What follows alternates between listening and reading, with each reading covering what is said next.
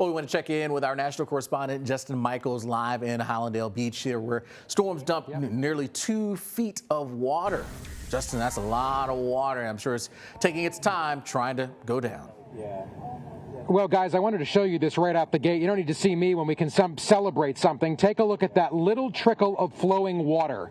That is drainage, and that is a very welcome sign for the folks who live here on this street. The fact that that water is flowing slowly but surely over to this drainage spot over here. This is a storm drain, and you can see, even though it doesn't look like much movement in the water, it is slowly but surely coming here, and that is a good thing. People in this neighborhood were flooded over the last 2 days. Remember, we're talking about more than 19.39 inches of rain since Monday. So let's just call it 20 for the sake of argument.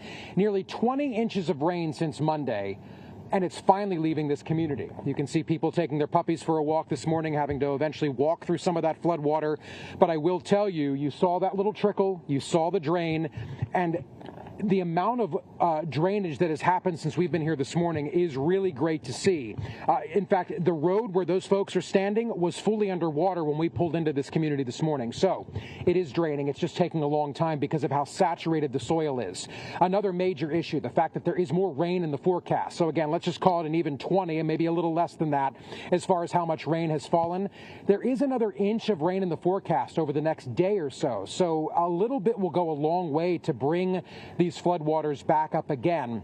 But the good news is it is draining. Now, insurance claims. Aon, which tracks the insurance industry in the United States, they're already tracking in this ongoing disaster, is what they're calling it, an ongoing insurance claim disaster. Hundreds of millions of dollars in claims have already been filed, and you can see why. Take a look along the homes. You can see how high the water was, that debris line, and even that little bit is enough to take water into people's homes, and what that can do is, of course, saturate insulation and drywall, which means you have to have it teared out and file yet another insurance claim. So those numbers are mounting, hundreds of millions of dollars so far. And you can only imagine they're probably going to go up a little bit more, at least from this ongoing disaster.